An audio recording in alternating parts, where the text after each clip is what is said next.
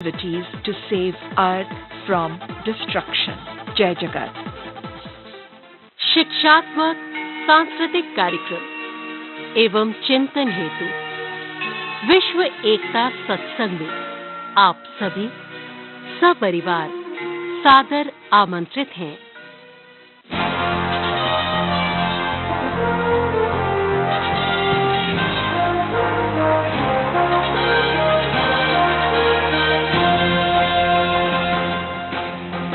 ये है साधना prime news, क्योंकि सच जरूरी है।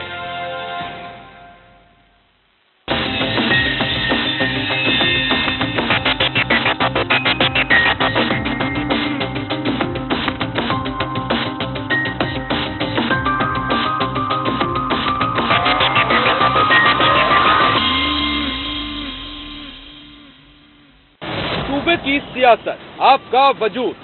उत्तराखंड में चूंकि मुझे जिम्मेदारी दी गई थी संगठन बनाने की, और बहुत मजबूत संगठन यहाँ बन चुका है। उत्तराखंड में आज सड़कों पे एक मुखर विपक्ष की भूमिका आम आदमी पार्टी निभा रही है। उत्तराखंड में लगेगी झाड़ू या होगा सुपड़ा साफ। अगर आम आदमी पार्टी उत्तराखंड में चुनाव लड़ेगी 70 की 70 सीटों पे अपनी दम पे चुनाव लड़ेगी। हम लोग किसी पैक्ट या किसी गठबंधन में जाने वाले नहीं है। देखिए क्रॉस फायर आपके राष्ट्रीय प्रवक्ता विवेक यादव के साथ शनिवार शाम 6:30 बजे सिर्फ साधना प्राइम न्यूज पर। हर पल हर घड़ी खामोशी है क्यों छाई, देख भयानक चेहरा, रूह है क्यों कांपती। बस और नहीं, अब टूटेगी चुप्पी, अब बोलेगी जनता। जनता बोल, आंखें खोल। साधना प्राइम न्यूज पर।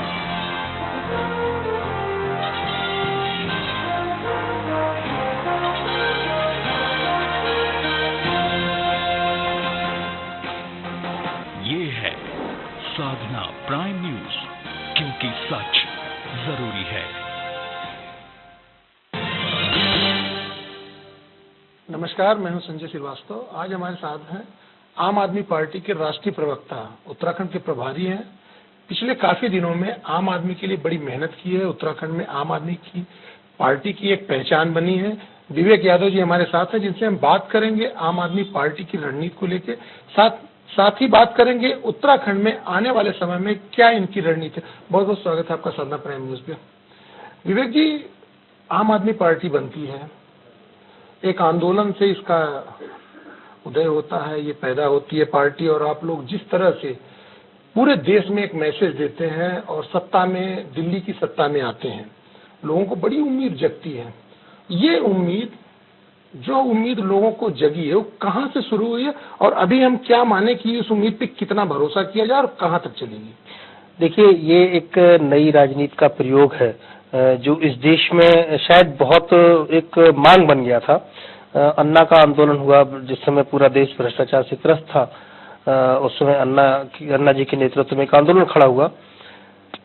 उस आंदोलन के बाद एक चीज समझ में आई कि सत्ता में जाए बिना कोई परिवर्तन संभव नहीं है। इनसे कुछ कानून की मांग की गई कि एक लोकपाल जैसा, जन लोकपाल जैसा कानून बनाया जाए, और उन्होंने साफ साफ नकार दिया। सारे राजनीतिक दलों ने, उन्होंने कहा कि अगर कानून बनाना है तो चुन के आइए, और हम लोगों ने इस चुनौती को स्वीकार किया। आम आदमी पार्टी का गठन हुआ। पहले फेज में 49 दिन में सरकार चली, हमारे 28 विधायक थे। आप देखिए कि वो भी एक बड़ा अजीबोगरीब वाकया था कि जिस समय जन लोकपाल के मसले को लेकर के भाजपा और कांग्रेस के विधायक इकट्ठा हो गए और उन्होंने सदन के अंदर नारे लगाए कि हम 40 मिलकर के कभी इस को पास नहीं होने देंगे। तमाम संवैधानिक प्रक्रियाएं गिनाना चालू किया, और अरविंद केजरीवाल ने एक निर्णय लिया कि बैसाखी के सहारे कोई कानून इस तरह का पास नहीं हो सकता, तो उन्होंने इस्तीफा दिया। आम आदमी पार्टी के कार्यकर्ताओं का उत्साह उस समय देखने लायक था कि अगर दूसरी पार्टियों की सरकारें अगर गिर जाती हैं, उनके नेता इस्तीफा देते हैं और उनको छोड़ना पड़ता है गद्दी, तो मातम सा छाता है। आम आदमी पार्टी का कार्यकर्ता सड़कों पे था, उत्साह के साथ, ढोल नगाड़े के साथ में, और बड़ा खुशी। क्यों? वो केवल ये एक विश्वास अपने मन में रखे हुए था कि हम नैतिक हैं, हमारी नैतिकता हमारी प्राथमिकता है, और हमारे नेता ने उस नैतिकता को प्रमाणित किया पूरे देश के अंदर। दुर्भाग्य ये था कि हमारी नैतिकता को गणेश जी को दूध पिलाने वाली संस्था के सहयोगी पार्टियों ने और उन लोगों ने भगोड़ा भगोड़ा घोषित कर दिया, और एक बुरा दौर भी हम लोगों ने देखा। उसके बाद दिल्ली की जनता ने फिर विश्वास दिखाया और 67 विधायक चुन के भेजे। हम लोग पूरी तरह से कटिबद्ध हैं इसके लिए कि जो भ्रष्टाचार विरोधी मुहिम हम लोगों ने शुरुआत की थी एक आंदोलन के रूप में और पार्टी के रूप में, राजनीति में उसको इसकी सच्चता को हम लोग बनाए रखें, और उसमें हम लोग बराबर अपना काम भी कर रहे हैं। आप देखिए कि हिंदुस्तान के इतिहास में, भारतीय राजनीति में पहली बार ऐसा हुआ है कि किसी सरकार ने अपने मंत्री को केवल एक सूचना के आधार पे और खुद से उसके प्रमाण जुटाते हुए पार्टी ने उसको बाहर किया। इस चीज पे हम डिस्कस करेंगे कि दिल्ली में सरकार कैसे चल रही है। जब आम आदमी का जन्म होता है, आम आदमी पार्टी का जन्म होता है, और जिस तरह से इस समय भारतवर्ष में जो राजनीति चल रही है, राष्ट्रीय स्तर पे अगर राष्ट्रीय परिप्रेक्ष्य पे देखा जाए तो दो ऐसी पार्टियां हैं, कांग्रेस और भाजपा, जिसको पूरे भारतवर्ष में आदमी हर जगह मानता है और पहचानता है। नहीं तो क्षेत्रीय पार्टियां बहुत सी हैं, सपा है, बसपा है, इस तरह से बहुत सी पार्टियां। आम आदमी पार्टी का जो जन्म होता है, आम आदमी भी ये सोचता है कि आप पार्टी पूरे देश में जानी जाए, पहचानी जाए।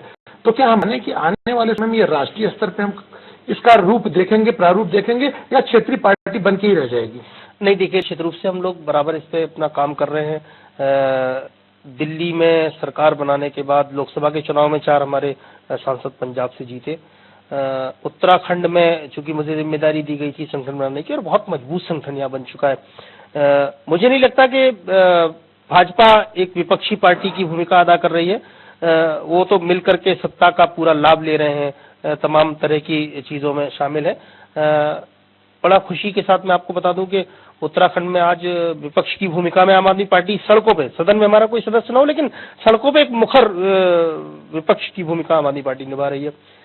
पंजाब में संगठन हमारा पूरी तरह तैयार है, वहाँ चुनाव लड़ने की घोषणा हो चुकी है, और निश्चित रूप से मैं आपको बताऊं कि वहाँ हम लोग क्लीन स्वीप करने जा रहे हैं दिल्ली की तरह, और वहाँ पूर्ण बहुमत की सरकार बनेगी। झारखंड हो, गुजरात हो, महाराष्ट्र हो, सब जगह संगठन बनाने की कवायद, और इसको बिल्कुल राष्ट्रीय, क्योंकि आवश्यकता है इस समय, राष्ट्रीय परिप्रेक्ष्य में आवश्यकता है कि विपक्ष की जो एक भूमिका खत्म, क्योंकि ये तो लोगों की समझ में आ गया कि जो काम कांग्रेस करती थी वही भारतीय जनता पार्टी करती है, और कहीं ना कहीं इनकी लगभग एक सी लाइन है, उस पर ये लोग चलने वाले लोग। एक नए विकल्प की लोगों को जरूरत है, और लोग तलाश रहे हैं, संभावना आम आदमी पार्टी में देख रहे हैं, और बहुत तेजी से लोग जुड़ रहे हैं, संगठन बढ़ रहा है। लेकिन विवेक जी, बड़ी अजीब स्थिति तब बनती है जब हम पार्टी को केवल आंदोलन तक ही सीमित रखते हैं।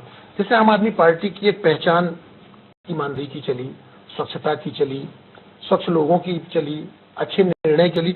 लेकिन क्या होता है कि हम हर सब्जेक्ट पे, कोई छोटा सा भी इशू आता है, विषय आता है, हम उसको लेकर सड़क पे आ जाते हैं। तो कहीं हम आंदोलन की पार्टी बन के ही न रह जाए?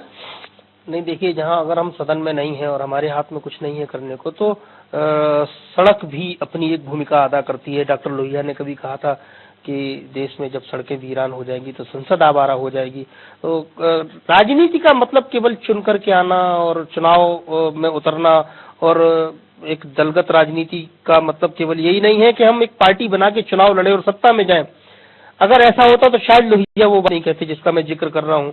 तो सड़कों की वीरानगी न हो, इसका भी ख्याल हमें रखना है। राजनीतिक रूप से हमारा संगठन सड़कों पे भी मुखर आवाज बन के रहेगा।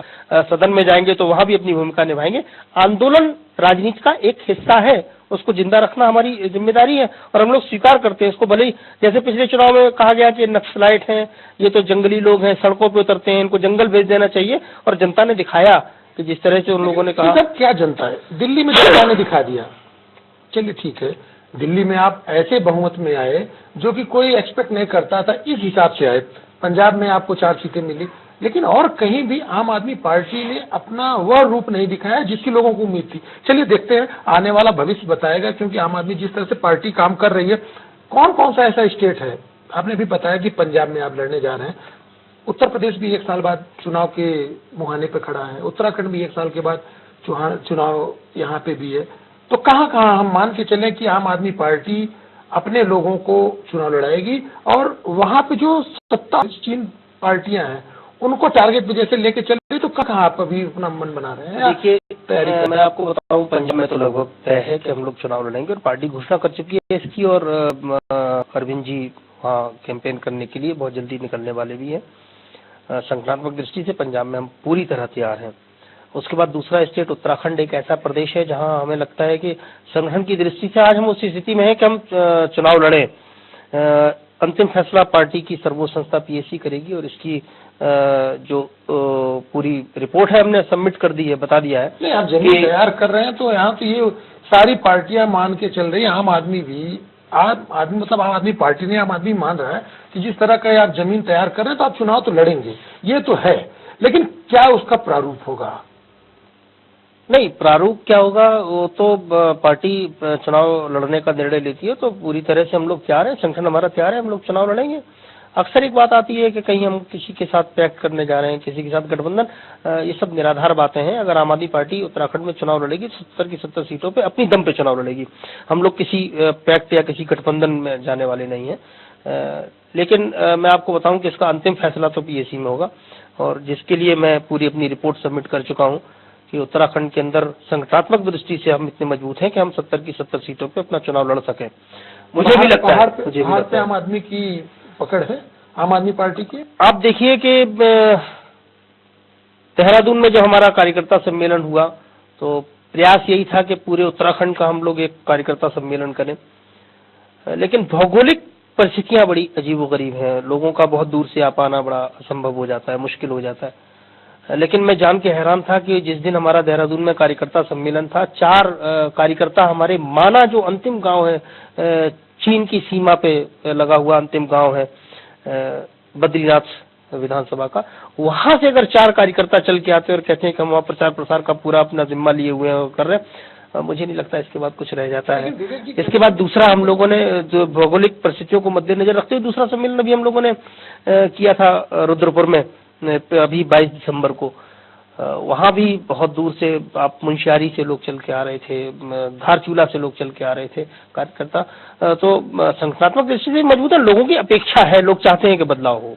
नहीं, तो विवेक जी, इसको 2 तरह से भी तो देखा जा सकता है। एक तो ये देख सकते हैं कि संगठनात्मक आपने तैयारी अच्छी की, दूसरा ऐसा देखा जा सकता है कुछ लिबर्टी है जिसको आप लाते हैं, लोग उनको देखने के लिए भी उमड़ते हैं, ये भी तो माना जा सकता है। देखिए, पूरा देश चल के बद्रीनाथ जाता है दर्शन करने के लिए, तीर्थ करने के लिए। दर्शनीय स्थल बद्रीनाथ है, देहरादून नहीं है। बद्रीनाथ से, वहाँ माना से आदमी चल के दर्शन करने केवल आएगा देहरादून में, या केवल एक सैलाब को देखने आ रहा है? 4 आदमी आ गए, एक सैलाब देखने आ रहा है। ये भी हो सकता है कि किसी टूर पे आए हो, किसी रिलेशन में आए हो, आम आदमी पार्टी से उनका लगाव रहा हो, आपके सम्मेलन में आ गए हो। उस 4 आदमी से आप 13 जिले की जो एक पहाड़, जिस पहाड़ की वजह से उत्तराखंड की पहचान है, उस पहाड़ को तो आप पूरा आम आदमी पार्टी के संगठनात्मक ढांचे से आप नहीं बना सकते ना। तो इसलिए तो ये तो माना जाए आप, क्योंकि हम लोग देखते हैं जैसे आप हरिद्वार में आपका दिखाई देता है, देहरादून में दिखाई देता है, रुद्रपुर में, लेकिन अभी टिहरी में, उत्तर का, इस चीज को मानना पड़ेगा। कुछ दिनों में जैसे हम सड़क पे, और आप लोग जब से आप यहाँ पे दौरा करना शुरू किए हो तब से दिखाई देने लगा, लेकिन पहाड़ पे बढ़ने की दिक्कत आपको लगता है? पहाड़ अभी शायद फिर आपने कुछ खबरें मिस कर दी होंगी, देखी नहीं होंगी। अभी देवप्रयाग में हमारे कार्यकर्ताओं ने एक आंदोलन किया था, एक पुल जो बहुत दिनों से लंबित पड़ा था उसको लेकर के, और वहां के अखबार ने लिखा है, अमर उजाला अखबार में लिखा हुआ है कि एग्जीक्यूटिव इंजीनियर ने निकल के आम आदमी पार्टी कार्यकर्ताओं से माफी मांगी और दूसरे दिन से काम चालू हो गया। इसी तरह से बहुत सारे ऐसे पहाड़ों से हमारे पास सूचनाएं हैं जिसको खुद मीडिया ने कवर किया है कि वहां आंदोलन हुए हैं और आम आदमी पार्टी के कार्यकर्ताओं ने आंदोलन किए हैं और उसमें लोगों की समस्याओं का निदान भी हुआ है। तो ये खबरें हैं। आप देखिए, चमोली में हम बहुत मजबूत हैं, रुद्रप्रयाग में हम बहुत मजबूत हैं, कहीं भी ऐसा नहीं है।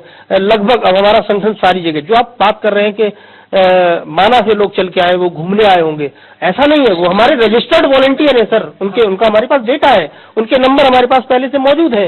और मैं आपसे कहता हूं कि 10,000 कार्यकर्ता पूरे उत्तराखंड के अंदर हमारे पास वो हैं जिनको हम कह सकते हैं कि एक्टिव वॉलंटियर, सक्रिय कार्यकर्ता। सक्रिय कार्यकर्ता वो होते हैं जो रोज दिन में 1 घंटे 2 घंटे पार्टी के लिए देते हैं। और हमारी असली ताकत वही है। हमारे पास पैसा नहीं है, हमारे पास और साधन संसाधन नहीं है, हमारे पास अगर कुछ है तो इन्हीं कार्यकर्ताओं का जुनून है। और वो जुनून मुझे लगता है कि निश्चित रूप से आम आदमी पार्टी को उस मुकाम तक पहुंचाएगा। रुकते हैं छोटे से ब्रेक के लिए, ब्रेक के बाद भी विवेक जी से चर्चा जारी रहेगी।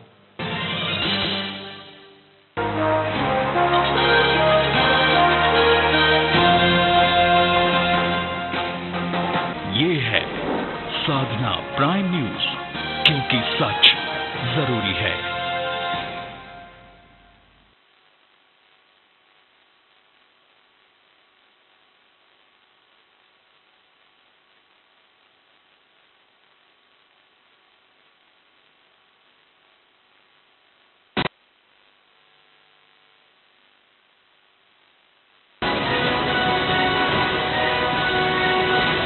Prime awards of the year 2015 चलता रहा है सिर्फ साधना प्राइम न्यूज पर, क्योंकि सच जरूरी है। अब आपका पसंदीदा न्यूज चैनल साधना प्राइम न्यूज आ गया है आपके स्मार्टफोन पर भी। नमस्कार, साधना प्राइम न्यूज देख रहे हैं आप। Android user Google play store में जाकर साधना प्राइम न्यूज लाइव टाइप करें, साधना प्राइम न्यूज के आइकॉन को सेलेक्ट करें और इंस्टॉल करें। ऐसा करने के बाद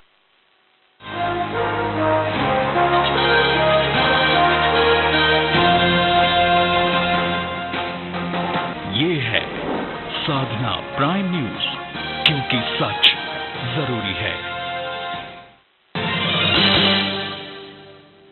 ब्रेक के बाद पुनः विवेक जी का स्वागत है साधना प्राइम न्यूज में। विवेक जी, एक बड़ी इंपॉर्टेंट चीज जो कि हम लोग भी नहीं समझ पा रहे हैं कि जिस आदमी पे, जिस पार्टी पे हमने इतना भरोसा किया, वह उस स्तर का रिजल्ट नहीं दे रहे जिस स्तर का हमने एक्सपेक्ट किया था। अब मुझे आपकी अपेक्षा नहीं पता कि किस स्तर पे आपने एक्सपेक्ट किया था, लेकिन मैं आपको बता दूं कि जितने वायदे आम आदमी पार्टी ने किए थे, चाहे वो बिजली के बिलों को आधा करने की बात थी या मुफ्त पानी की बात थी, उसको हमने डिलीवर किया है।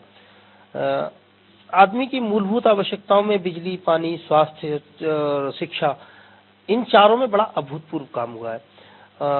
बड़े फक्र के साथ मैं आपको अगर बताना चाहूं तो मेरे पास कहने के लिए है कि एक अपने देश के पूर्व राष्ट्रपति डॉक्टर एपीजे अब्दुल कलाम, जिनको हम लोग आधुनिक भारत का सबसे बड़ा शिक्षाविद, वैसे तो डॉक्टर राजेंद्र प्रसाद जी भी हुए, लेकिन आधुनिक युग की मैं बात कर रहा हूं तो उसमें एपीजे अब्दुल कलाम साहब का नाम आता है। शिक्षा को लेकर के उनका अपना एक दृष्टिकोण था, उनका अपना एक विजन था।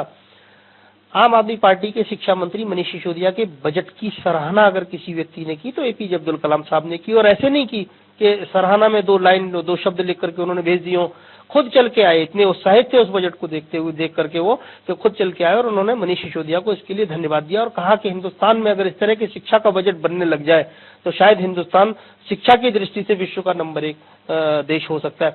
तो बहुत सारी उपलब्धियां हैं, बस इनको उस नजरिए से देखने की आवश्यकता है। पार्टी बनी तो हम लोग देखते थे तो समझते थे कि भाई शिक्षाविद भी हैं, जर्नलिस्ट भी हैं, उसमें जुडिशियल के भी लोग हैं।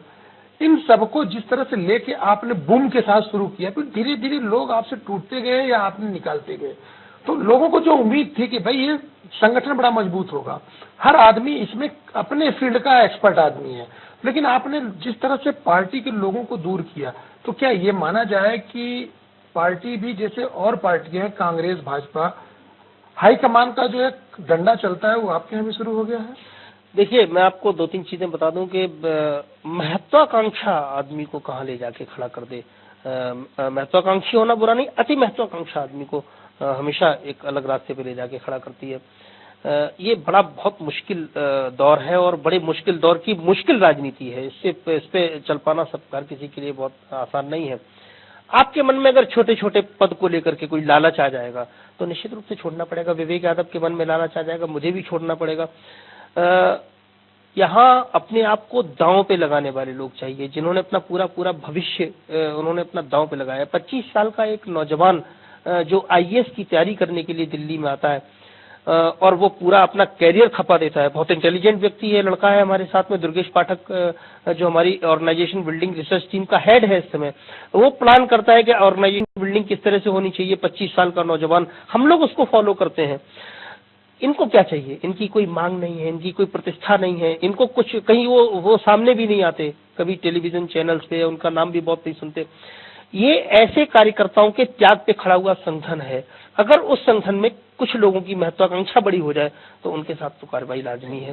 किसी संगठन में होता है, जब संगठन में होता है तो बहुत अच्छा लगता है, जब आप संगठन में या छोड़ दे, आप निकाल देते हैं, तो आपको बुरा लगने लगता है, आप आरोप प्रत्यारोप का दौर शुरू होता है।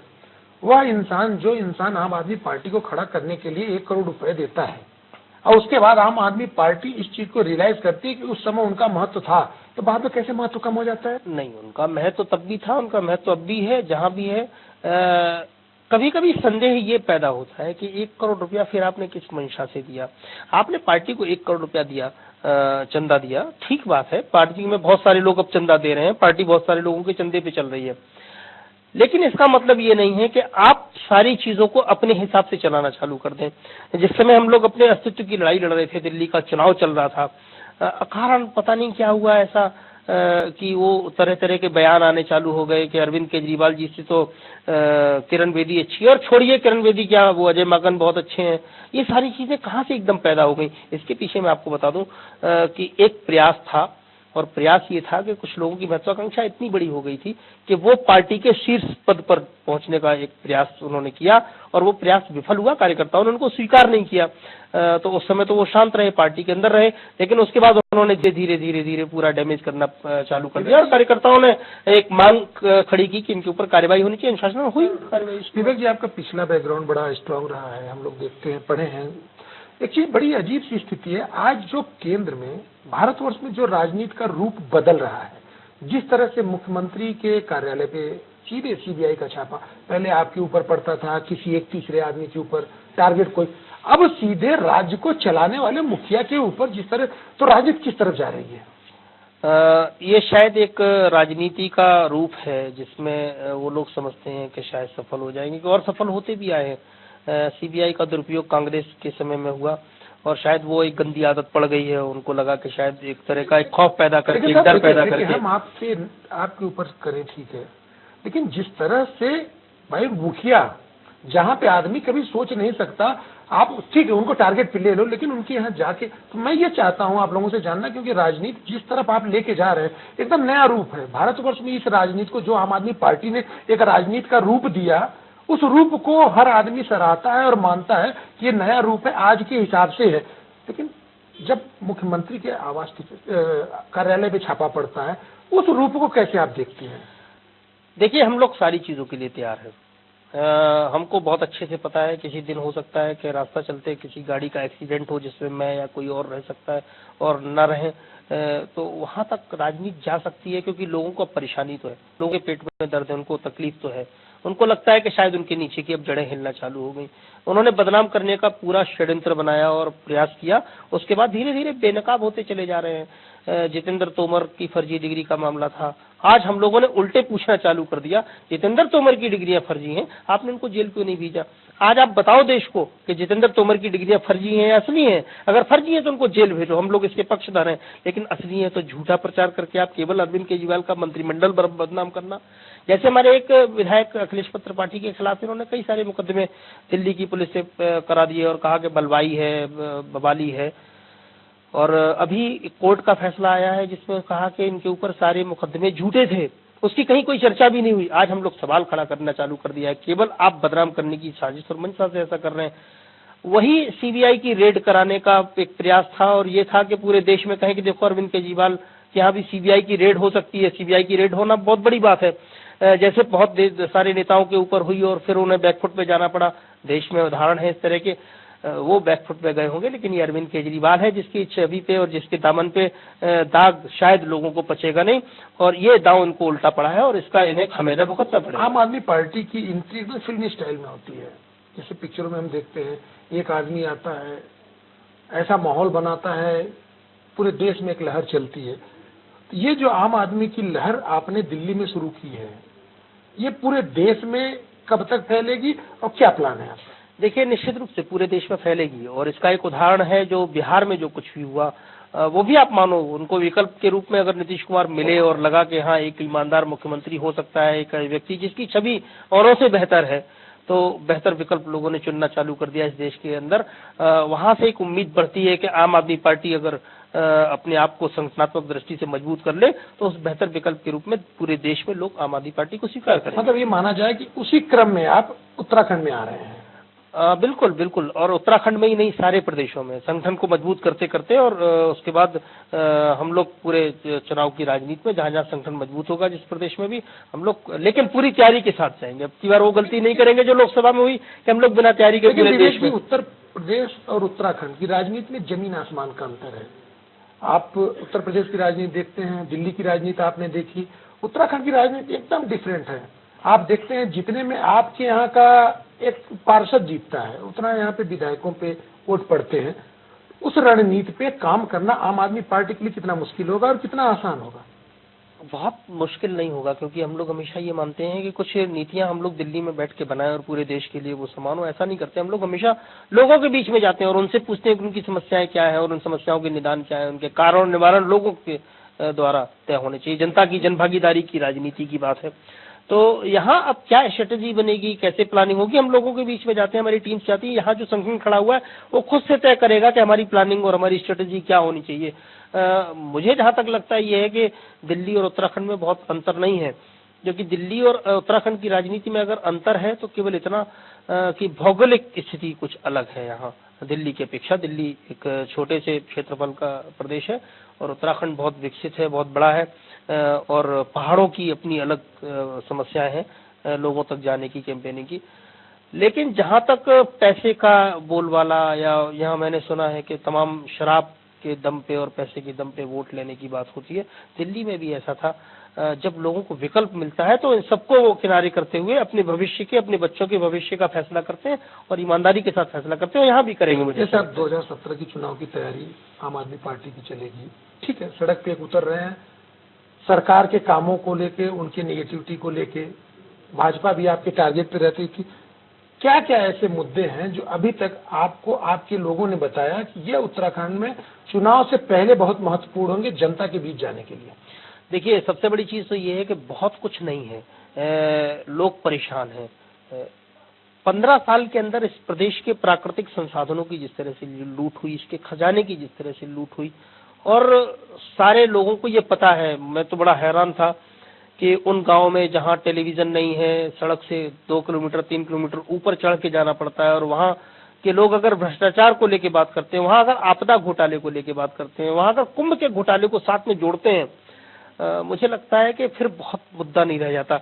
लोगों की अपनी समस्याएं हैं, लोगों में एक तरह का आक्रोश है, और आक्रोश इसलिए है कि उन्होंने तमाम संघर्ष किया और तमाम कुर्बानियों के बाद इस प्रदेश का गठन हुआ, तो उनके अपने सपने थे, वो सपने पूरे नहीं हुए। आप देखिए, पहाड़ में पलायन एक बहुत बड़ी समस्या है, पलायन का एक मुद्दा है। पलायन का मुद्दा ये है कि माँ अपने बेटे को भी अपने पास नहीं रख पाई, अपने पति को अपने पास नहीं रख पाई, उसके पति को भी कमाने के लिए दूसरे प्रदेश में जाना पड़ा, मैदान में जाना पड़ा, उसके बच्चे को शिक्षा के लिए और अच्छा स्वास्थ्य न होने की वजह से तो बहुत वो दुख और वो पीड़ा पहाड़ की महिलाओं की, और वो पलायन की जो समस्या है बहुत बड़ी समस्या। दूसरा भी, जैसे जंगली जानवरों को लेकर के लोग बहुत परेशान हैं, पहाड़ों की जो कृषि है बिल्कुल नष्ट होती जा रही है। सरकारों का कोई ध्यान इस तरफ नहीं है, उनके ध्यान है बड़े बड़े रिजॉर्ट बनाने में, नदियों के किनारे पर्यटन अपना बढ़ाने में, और दिल्ली से और बाहर दूसरे प्रदेशों से लोगों को ला करके यहाँ बसाना, और इस खूबसूरती का जो प्राकृतिक खूबसूरती है इस प्रदेश की, उसका दोहन करना केवल एक काम रह गया है भारतीय जनता पार्टी या कांग्रेस का। लोग बहुत ऊब चुके हैं। गन्ना किसानों की अपनी समस्याएं हैं, धान के किसानों की अपनी समस्याएं भी। हम लोगों ने काशीपुर में एक बड़ा आंदोलन भी किया था गन्ने के किसानों को लेकर के। वहां उनका तमाम भुगतान बकाया है। 2012 से एक मिल बंद हो गई, तमाम मजदूरों ने सुसाइड कर लिया। गवर्नमेंट के कान पे जू नहीं रेंगता। वो शराब की नीतियां बनाएंगे, और आपस में खनन को लेकर के आप देखिए तो पूरे प्रदेश के अंदर एक अलग सा गठबंधन काम कर रहा है, जिसमें भाजपा के लोग भी मिले हुए, कांग्रेस के लोग भी मिले हुए। उनको कोई लेना देना नहीं लोगों की समस्याओं से। इसीलिए मुझे लगता है कि संभावनाएं बहुत प्रबल हैं, लोग बहुत परेशान हैं, आक्रोशित हैं। एक अभी सर्वे हम लोगों ने कराया था, उसका मैं जिक्र करूं तो उसमें 70% लोग ये कहते हैं कि अगर आम आदमी पार्टी जैसा कोई विकल्प हो तो भारतीय जनता पार्टी कांग्रेस को देखना नहीं चाहते। ये थे विवेक यादव जी, जिन्होंने बड़ी साफ गोई से इस बात को कहा कि उत्तराखंड में आम आदमी पार्टी अपने ईमानदारी और अपने कामों के बल पे आएगी। हम उम्मीद करते हैं कि विवेक यादव जी प्रभारी हैं उत्तराखंड के, ऐसा प्रभाव बनाएंगे कि आने वाला 2017 का चुनाव मजबूती से आम आदमी पार्टी लड़ेगी और अपनी उपस्थिति दर्ज कराएगी। धन्यवाद। देखते रहिए साधना प्राइम न्यूज।